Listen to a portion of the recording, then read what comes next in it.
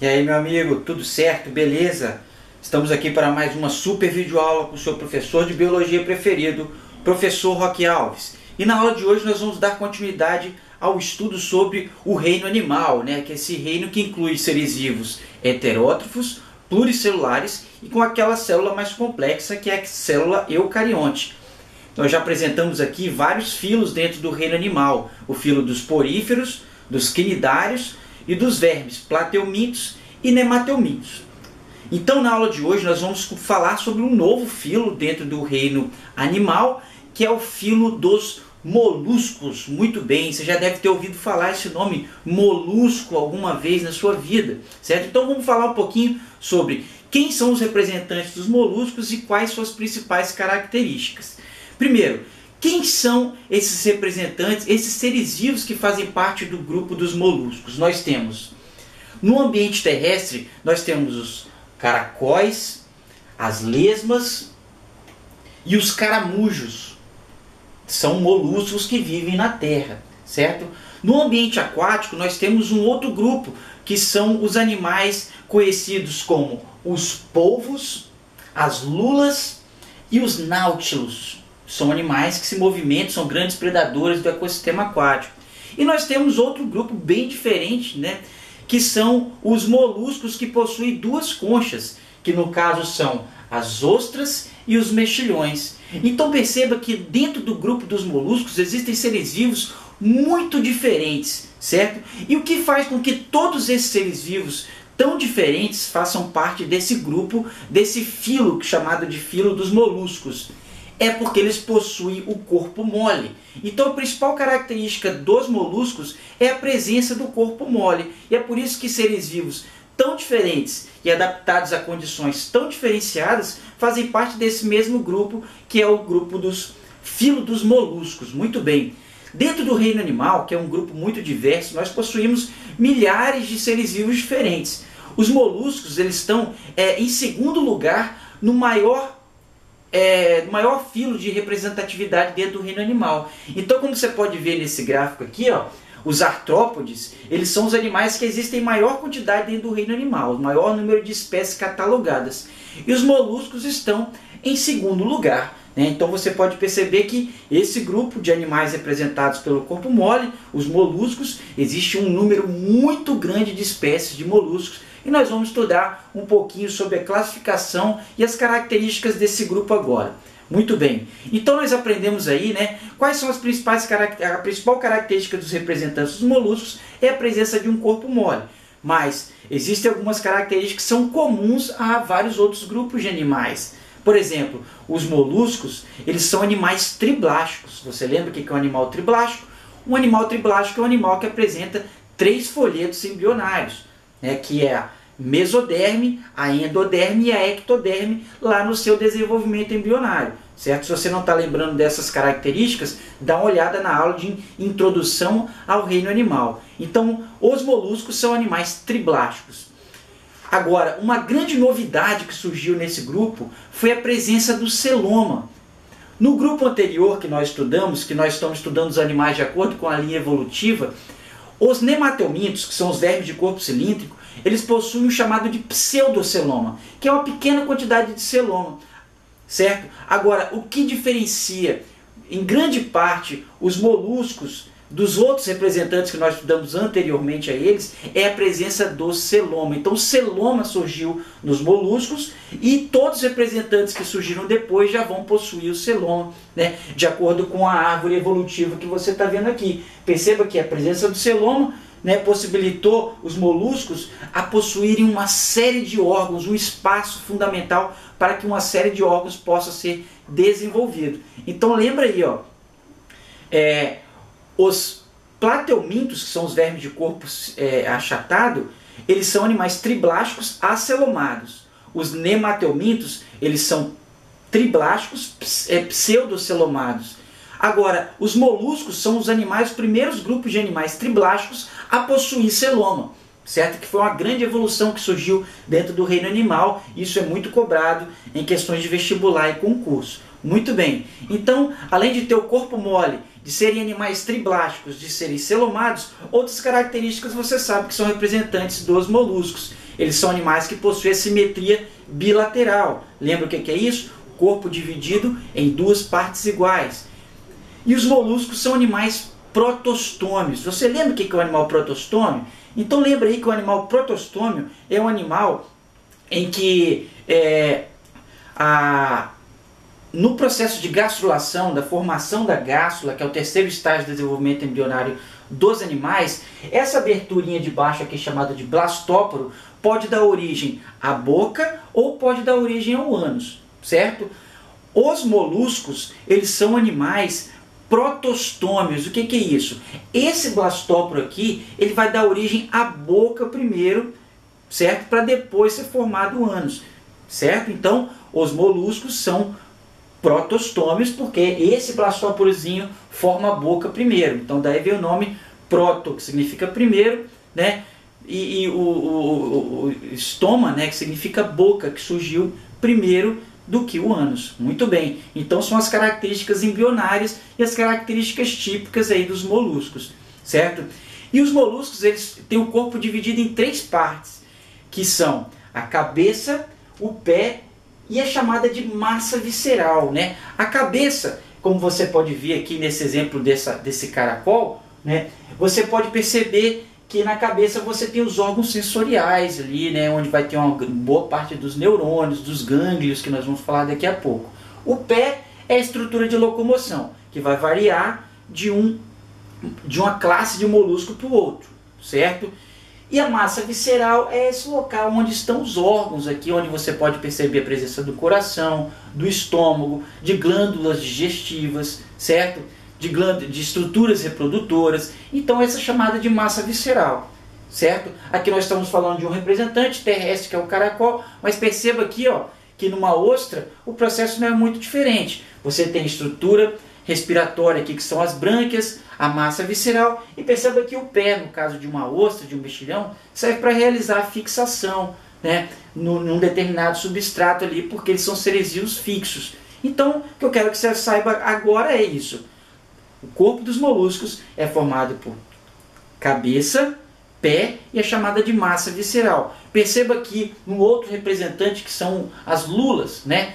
Que os pés já são adaptados por um processo de natação, elas nadam, certo? Mas ele também vai possuir o quê? A cabeça e a massa visceral. Muito bem. Então, eu estou mostrando aqui três diferentes grupos de moluscos e como que o organismo deles é dividido da mesma forma, certo? Então vamos lá. O sistema digestório desses animais é um sistema digestório completo. Você lembra o que é um sistema digestório completo?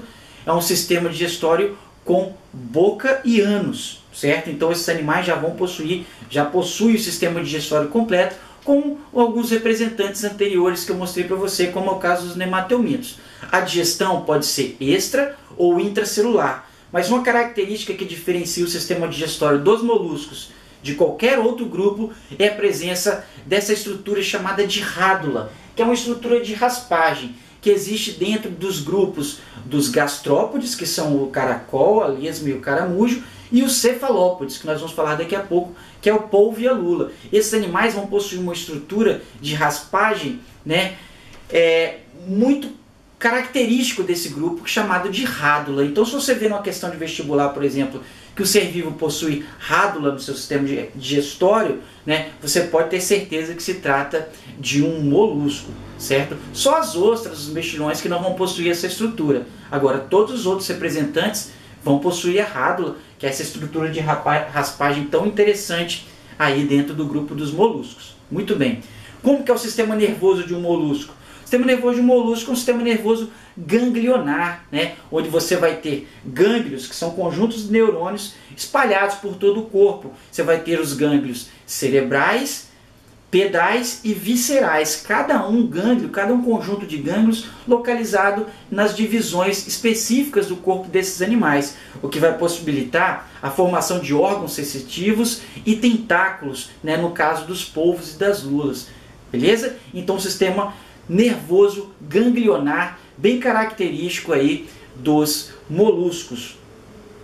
Bem, muito bem. Como que é o sistema circulatório de um molusco? Então você vai ter uma variação, né? Nos indivíduos que são terrestres, como o caramujo, a lesma e o caracol, eles vão possuir um sistema circulatório aberto. O que é isso, professor? Qual é a diferença do sistema circulatório aberto e fechado? O sistema circulatório aberto é um sistema de circulação de nutrientes que não acontece através de artérias e veias, certo? Então esses animais não vão possuir artéria e veia igual você tem, que leva os nutrientes para as várias partes do corpo. Beleza? Então esses animais, os moluscos que vivem na terra, não vão possuir isso aí. Agora, os cefalópodes, que são os animais que são o polvo, a lula, né, e os náutilos, esses animais já vão possuir um sistema circulatório fechado, né, um sistema circulatório com artérias, veias, com sangue circulando dentro do organismo, certo? Mas não é um sangue igual ao nosso, que ele contém ferro, ele não contém hemoglobina, ele vai possuir uma outra substância chamada de hemocianina, que é uma proteína rica em cobre, mas que funciona para a mesma função, que é o transporte de oxigênio e gás carbônico no organismo. Muito bem? Então lembra aí, ó, o sistema circulatório dos moluscos pode ser um sistema circulatório aberto ou fechado. Tá bom? Muito bem. O sistema excretor dos moluscos é feito através de chamar de metanefrídeos, que são estruturas que eliminam essas substâncias nitrogenadas, como a amônia, o ácido úrico, né, que são substâncias tóxicas que são eliminadas através dessas estruturas chamadas de nefrídeos. Ok? Muito bem. Então lembra que está acontecendo uma evolução dentro do reino animal, né, de todas as estruturas que nós falamos até agora, né, dos representantes anteriores. Muito bem. Mas uma das características mais interessantes sobre os moluscos é a presença das conchas. Você sabe muito bem que um caracol possui concha, né? Você sabe muito bem que uma ostra possui concha. E a concha é produzida por uma estrutura dentro dos moluscos chamada de manto. Então o manto é uma estrutura que vai reunir minerais consumidos na alimentação e formar essa estrutura importante para a proteção dos moluscos, que é a concha, que vai se mineralizando e dando forma a esses moluscos, né? Então os moluscos eles podem ter uma concha, eles podem ter duas conchas ou não podem possuir conchas. Os indivíduos que possuem uma concha, eles são chamados de univalves, né, que é o caso do caramujo e do caracol, por exemplo.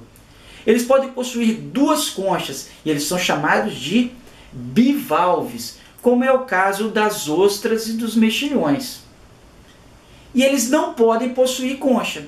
Qual é o exemplo de molusco que não possui concha? É o caso do polvo no ambiente aquático e a lesma no ecossistema terrestre. São animais que não possuem concha. Ok? Então vamos aprender um pouquinho como é dividido a classe dos moluscos. Então preste atenção. Uma classe pouco conhecida é essa classe aqui chamada de Polyplacóphora. Esses indivíduos são marinhos e possuem uma concha que pode ser dividida em 8 placas. Eles são pouco conhecidos, vivem na parte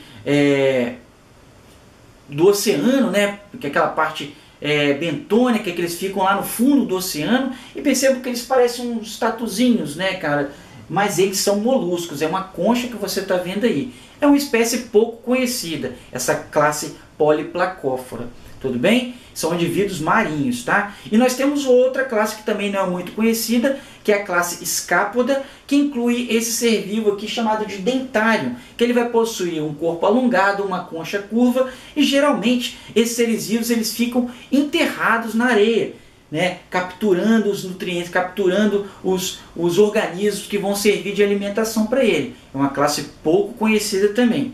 Certo? Agora, as classes mais conhecidas são essas três aqui que eu vou mostrar agora. A primeira é a chamada de classe Gastrópoda. Essa classe Gastrópoda, como o próprio nome já fala, gastro significa estômago, podos significa pés, pés no estômago, né? Ficou estranho? Mas são animais que rastejam, certo? Como é o caso do caracol, da lesma e do caramujo. Esses três representantes moluscos, eles são animais que estão dentro desse grupo, que são os gastrópodes, que é o grupo mais numeroso dentro dos moluscos. A grande maioria é aquática, né? A grande maioria tem uma concha só, são univalves, e alguns representantes são hermafroditas.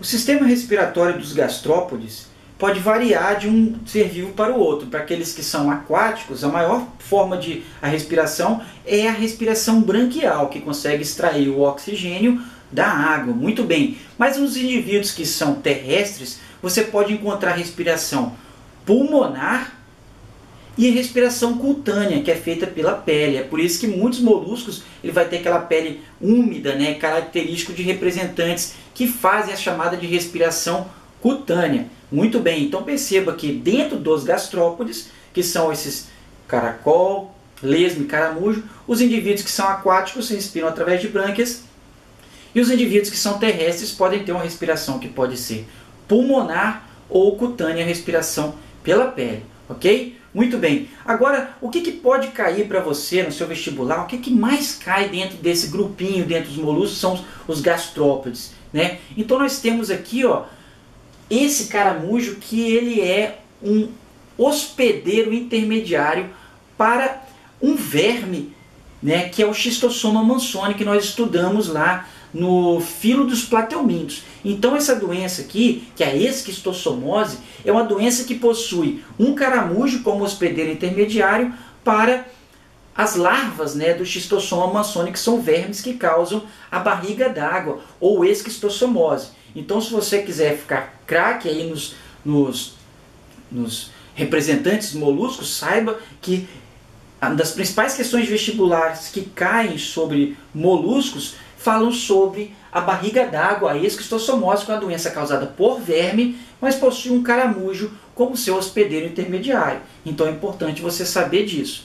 E uma outra questão que pode cair também no seu vestibular é sobre o Achatina fúlica, o caramujo gigante africano, que é uma praga tanto urbana quanto rural, né? Que esse caramujo aqui, ele foi trazido da África para servir como uma alimentação, assim como o escargot, que é um alimento muito conhecido na França, que também é feito de moluscos. Só que eles trouxeram esse caramujo gigante africano para cá para servir como alimento. Chegou aqui e perceberam que o gosto dele não era muito agradável.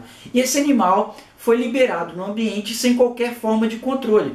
Porém, o caramujo gigante africano ele não possui predadores naturais e se adaptou muito bem ao clima aqui do Brasil. Então é por isso que hoje em dia ele se espalhou por grande parte do Brasil, sendo uma praga tanto urbana, vivendo em terrenos baldios, né, e também uma praga rural, consumindo hortas. É uma praga muito danosa e pode transmitir doenças, mas isso deve ao fato dele ter de ser trazido para cá, não ter um predador natural, se alimentar de tudo quanto é coisa, se reproduzir muito rapidamente. Isso fez com que esse caramujo gigante africano aí se tornasse uma praga tão severa aí para as populações das cidades e da zona rural, tá bom? Então, tanto a esquistossomose quanto o caramujo gigante africano podem cair, são exemplos de questões que podem cair sobre os gastrópodes, que são os caramujos que possuem, que são os moluscos, né, que geralmente possuem uma concha.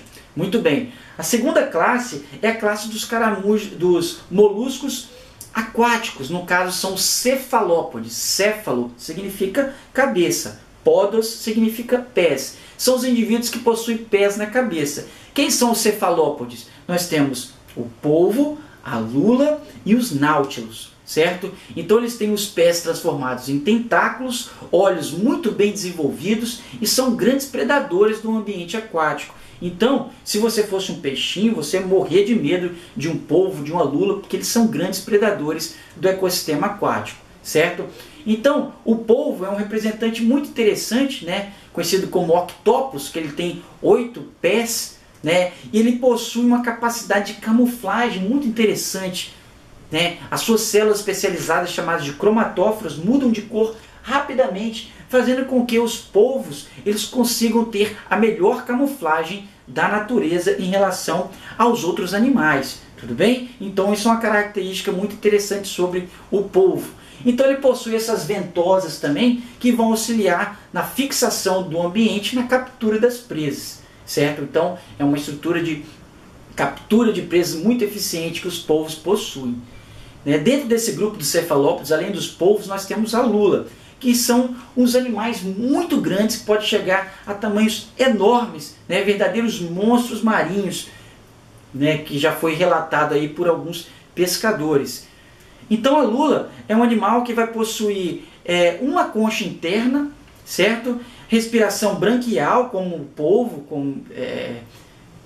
e tem esses tentáculos, né, assim como o polvo, para captura de alimento. Um animal muito interessante também, certo? E eles vão possuir uma capacidade de bioluminescência muito interessante também nesse grupo, só que não é em todas as espécies. Algumas espécies possuem e outras não, certo? Então esses animais são muito conhecidos pelo tamanho. Perceba o tamanho desse exemplo de lula que você está vendo aqui, né? É um cefalópode de grande porte dentro desse grupo dos moluscos aí, dentro dos cefalópodes. São os animais que possuem pés na cabeça, né? Com forma de falar. E menos conhecido, nós temos os náutilos, que são esses serizinhos aqui, ó. Perceba como que eles são diferentes, né? Então eles fazem parte também desse grupo aí dos cefalópodes, certo? Que é um grupo, uma classe dentro dos moluscos. Muito bem. E para finalizar as classes de moluscos, nós temos os animais bivalves. Bivalve significa duas conchas, e dentro desse grupo nós temos aqui as ostras e os mariscos, que são animais bentônicos, né? Eles ficam no fundo do oceano e são geralmente animais filtradores. Então uma coisa interessante que eu tenho que te falar, meu amigo, animal filtrador, você tem que tomar muito cuidado para quando você vai se alimentar deles, né? Então, muitas ostras e mexilhões podem estar contaminados com substâncias tóxicas, bactérias vindas do esgoto, porque eles se alimentam através de filtração. Então, se eles estão numa água poluída, você pode ter uma intoxicação alimentar ao se alimentar de um animal que você não sabe de onde que foi tirado, certo? Você só pode se alimentar de ostras e mariscos, mexilhões, se você souber a origem, a água onde esse ser vivo foi retirado. Porque senão você pode ter uma intoxicação alimentar. E lembra, eles têm que ser consumidos sempre bem cozidos, né, para eliminar qualquer tipo de bactéria que pode causar uma doença, certo? Um prato muito conhecido feito de marisco, que nós conhecemos muito bem, é o sururu. O sururu é um animal que faz parte desse grupo, né, muito utilizado em muquecas, em molhos, aqui principalmente no Espírito Santo. Beleza? Respiração branquial desses animais, né? Esses animais filtradores. A reprodução desses animais, de todos os moluscos no caso, pode ser uma chamada de fecundação interna ou externa, dependendo da classe. No caso dos bivalves, a fecundação externa, né? Eles liberam os gametas na água, como você pode ver aqui, e eles vão se unir e dar origem a um outro animal.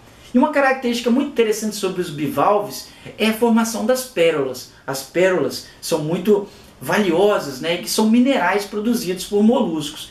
O interessante é que essas pérolas são formadas quando um pequeno grãozinho de areia entra dentro dos moluscos e ele começa a mineralizar esse grãozinho de areia, né, para evitar qualquer dano interno dentro deles. Então essa madrepérola, né, que é esse mineral que é colocado em volta desse grãozinho de areia, faz com que essas pérolas sejam muito valiosas, né? Tem uma duração muito grande, tem um valor muito grande no mercado dependendo da ostra que ele foi extraída, pode possuir cores diferentes. Todo mundo sabe que as pérolas valem muito dinheiro. E o interessante é que a pérola ela é produzida a partir de um sistema de defesa das ostras contra partículas que entram dentro delas, ok? E para finalizar, né, uma coisa interessante é que esses seres vivos, apesar de alguns seres fixos ou não, eles vão possuir as suas larvas, né? São os seres vivos que possuem desenvolvimento indireto, no caso de alguns deles, né? São gastrópodes primitivos e a larva, tanto dos bivalves, é uma larva livre nadante. Ok? Então eu espero que você tenha entendido sobre esse grupo tão diferente que são os moluscos, os animais de corpo mole, e suas diferentes classes e características e curiosidades que eu apresentei para você. Ok? Então, muito bem. Te encontro na próxima aula. Se você gostou da aula, dá o seu comentário positivo. Se você não gostou, faça o seu comentário negativo para que a gente possa melhorar as aulas cada vez mais. Professor Roque, professor de Biologia. Até a próxima aula, meu amigo. Tchau!